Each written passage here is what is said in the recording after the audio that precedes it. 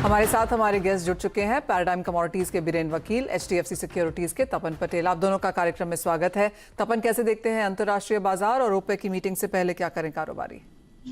जी, good evening Manisha ji. आज market देखे, Boolean market में काफी रेंज बाउंड ट्रेडिंग है। गोल्ड खास करके रुपी डेप्रिशिएट कारण जो है कोई वो रेंज है वो बनाए हुए है 51,200 से ऊपर में 51,700 की रेंज है, लेकिन ट्रेड यहाँ पे फॉर्म ट्रेडिंग रह सके। सिल्वर में ट्रेड कर सकते हैं, सिल्वर में सेल ऑन राइज का व्यू रख सकते हैं। ऊपर में 57,500 के लेवल से सेल कर सकते हैं, टारगेट 57,200, स्टॉप लॉस जो है 57,800 का रख के सिल्वर में सेल कर सकते हैं।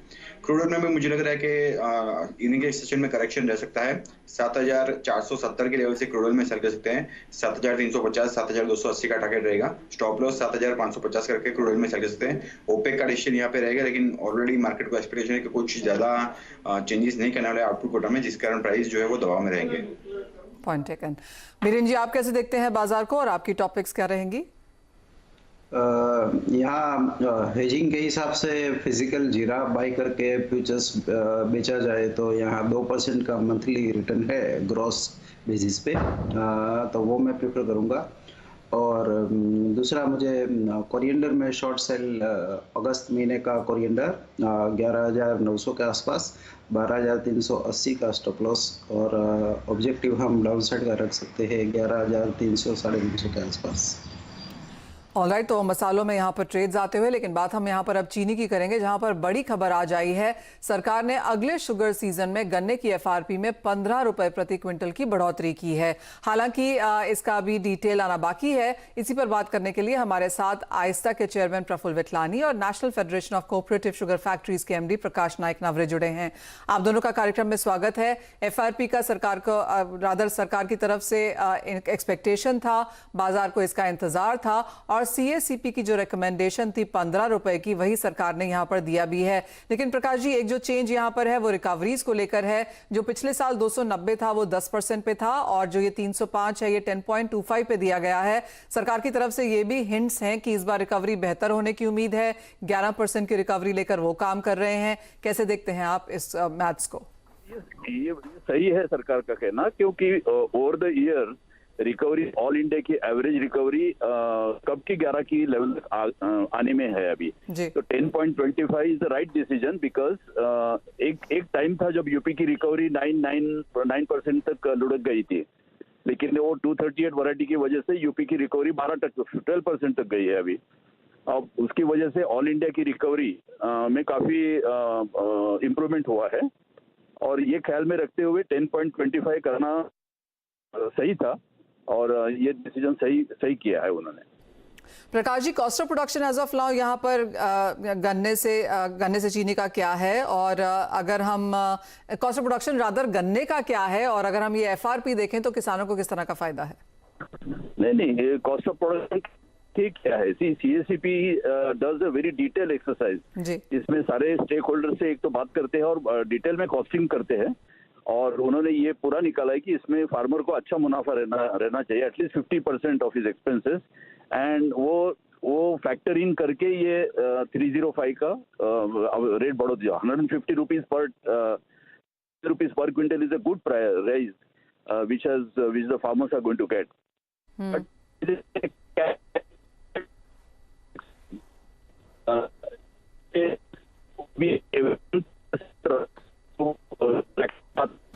Okay.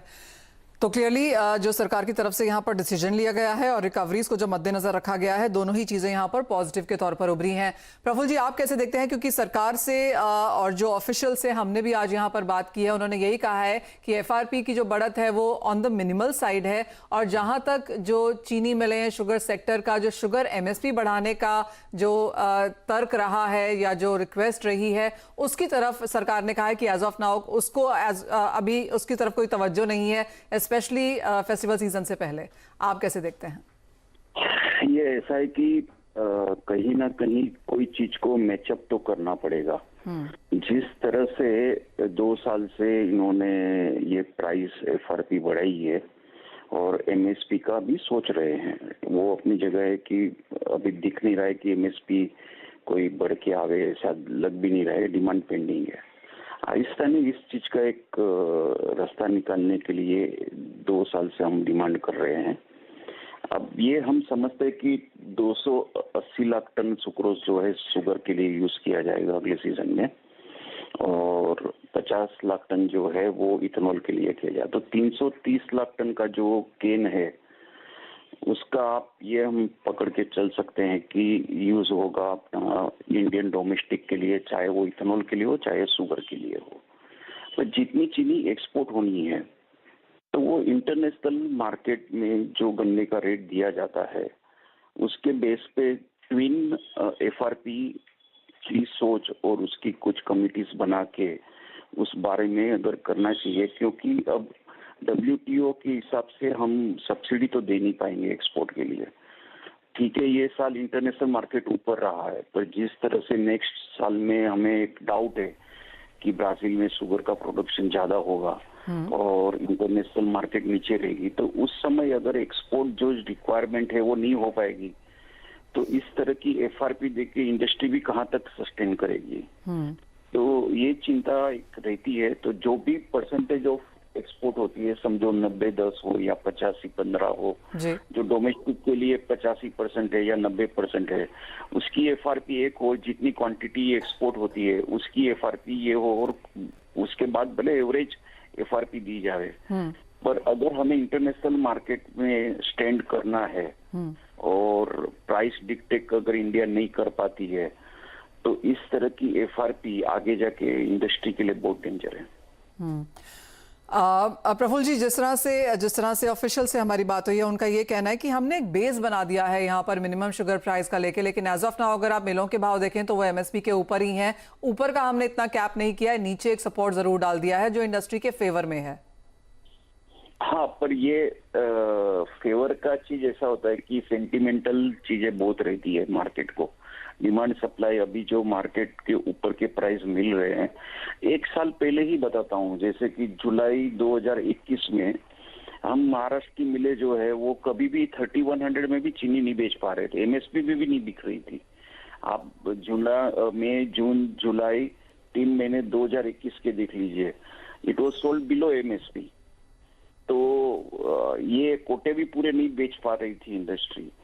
इस चीज को ये ठीक है कि ये साल, एक साल तो मैंने आपको लास्ट मीटिंग में भी इंटरव्यू में बोला था कि बहुत अच्छा रहा है, पर थोड़ी सी चिंता अभी इसके आगे प्राइसेस की भी रहती है, क्योंकि इंटरनेशनल मार्केट ड्रॉप ही रहती है और इस तरह से कि प्राइस जो है वो मेंटेन करना मुश्किल होगा, ऐसा लग रहा है।